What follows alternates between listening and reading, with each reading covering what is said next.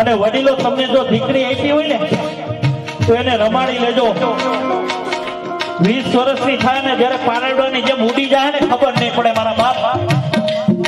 એટલે અમારા કવિઓને લખવું પડ્યું. શું લખવું પડ્યું?